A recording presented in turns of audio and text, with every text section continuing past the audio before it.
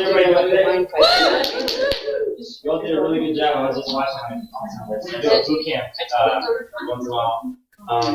Yeah, thank you so much for inviting me to just teach about green smoothies and learn about natural solutions. So a little bit about myself is my other name is the Tropical Smoothie Guy, not related to Tropical Smoothie Cafe. But I've been teaching classes for a couple years and focusing on natural solutions for your health, using a more whole foods-based lifestyle as well. And I originally found out about all this when I was moved to Vegas about a couple years ago with Green Smoothie Girl. Has anyone ever heard of Green Smoothie Girl? No. Yeah. So she had a class here. There was about 150 people that attended, and she had over 20 different degenerative diseases about 20 years ago, and including obesity, psoriasis, eczema, and she was able to turn them all around just through what she started eating. And for me, that was really inspirational because my father, he had passed away in 1997 of throat cancer, and he had an allergic reaction to the chemo, and that was really what started my health journey.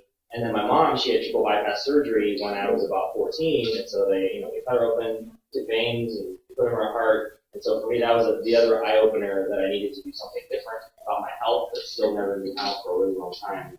And so when I came to Vegas, I was really open to that stuff. And I never even thought about putting greens in a smoothie. It just sounded kind of weird at the time. But when she made them, they were actually healthy and delicious, which is a good combination for making it more of a habit.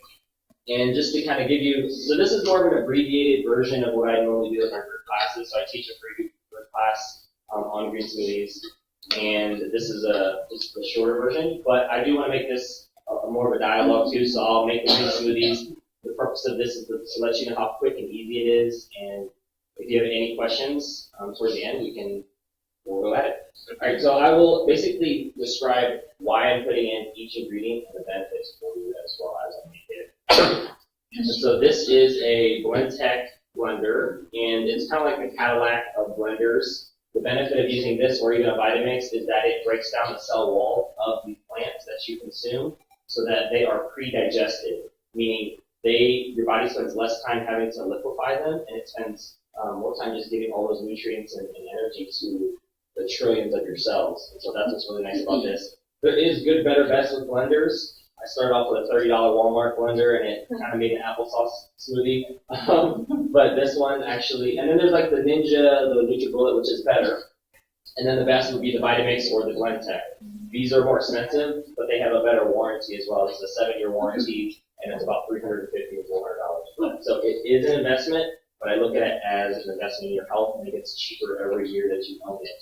So that starts off at maybe $1 a day, and then it just keeps going down after that. All right, then. So the success ratio that I use for the smoothies is a third greens, it's a third fruit, and a third liquid. So the greens that I typically use are kale, collards, spinach, and the fruit is a banana, apple, orange, or mixed berries. I usually do 2 or 3 different types of fruits in order to make sure it still tastes good, right? And then the liquid is usually just a water or a coconut milk or almond milk. And that's what makes it creamy. And then Green Smoothie Girl has protein supplements as well as flax to add additional nutrients to make it more of a meal and to make it taste good as well. So there's fiber, there's protein, there's essential fatty acids as well. All right, and so we'll start off with the first ingredient, which is just simple water with ice. And I will just put about 1.5 cups of that.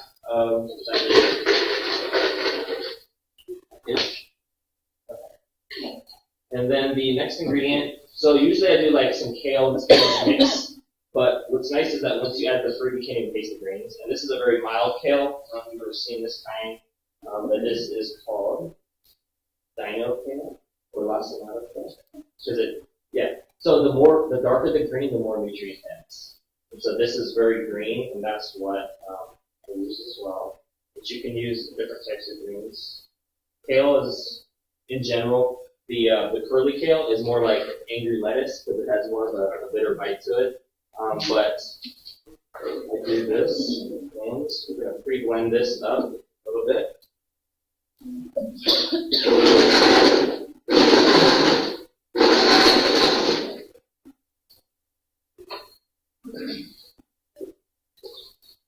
So it's nice to pre-blend so that you can make the other ingredients go a little bit easier.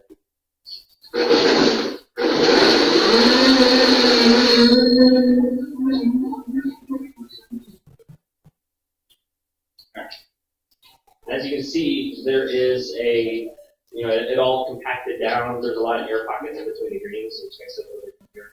All right, so the next ingredient that I'm going to add is actually banana.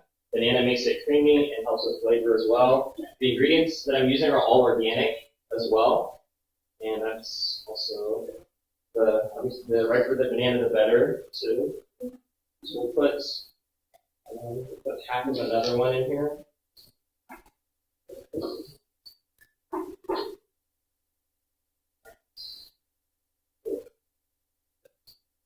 And then the next ingredient that I have is just an organic apple. So cut that.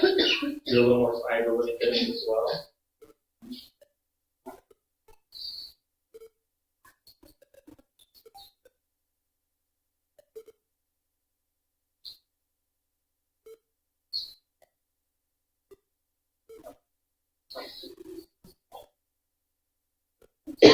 Alright, and the next ingredient that I have is just, you can use orange. I do have a grapefruit.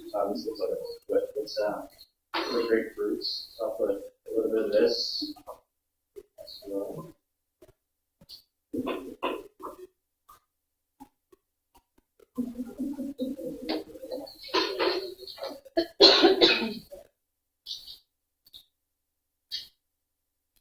Cool. Alright. Next, I will just pre-blend it up some more.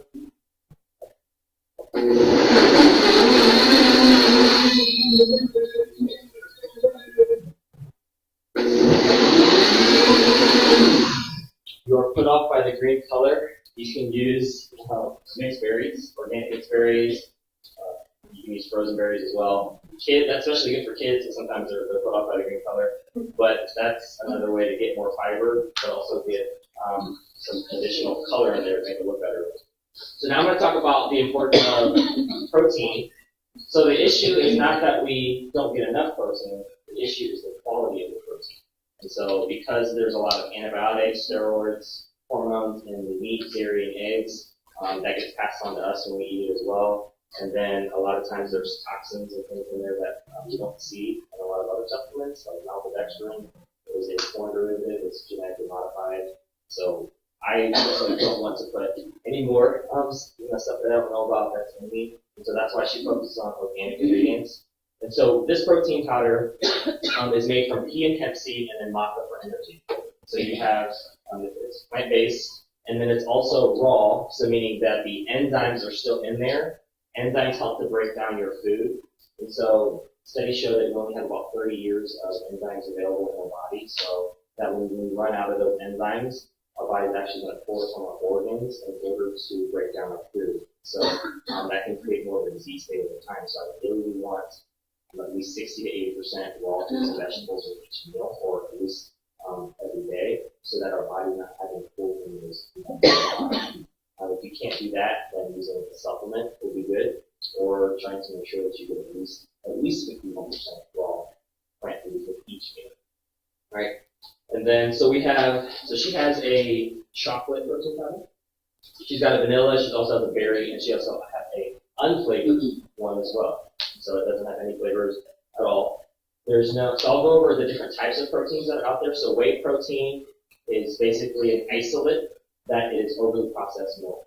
And some people will maybe like, oh, what's wrong with that? Well, because it's heat treated, the enzymes are killed as well. There's a lactase enzyme in milk which breaks down the lactose milk sugar. And so if you've ever known somebody that has lactose intolerance, because the body is saying, I don't know how to break down this milk sugar, because the enzyme is missing for that, because it's been heat treated. And there's a number of other things with whey that I don't use, but so I prefer that. The other is soy. Soy is used a lot in other protein powders. Soy is an endocrine disruptor. So an endocrine system affects your hormones, your metabolism, your appetite. And then the majority, over 90% of soy is genetically modified. So genetically modified foods, pesticides, herbicides, either built in or resistant to help them grow. And then the other type of protein powder is brown rice. And so brown rice, there was a Fukushima nuclear disaster. Anybody familiar with that in Japan? Okay. Yep, so that carried with the trade winds up to China all those heavy metals. And the rice that was grown in China was then put into protein powders. And so there is heavy metals in that brown rice if it's sourced from China because of that. And so we don't want that either. And so that's why she focuses on these ingredients that are a lot more simple with P and count. And although whey protein and meat in general is a more complete protein, these still come with the amino acids, which are the building blocks to assemble the complete proteins within your body. And so that's what's really good at these. So I will pass these around so you can smell. Running a little low on all of them in our classes here. But this is the chocolate that you can smell. I think there's some starting on that side. And then the other is the vanilla, which kind of smells like cake batter. So,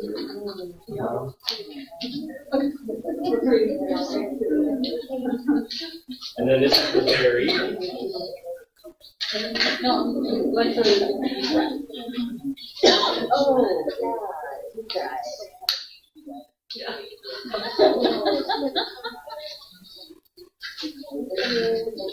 Alright, so as you're passing those, I will talk about the other ingredients.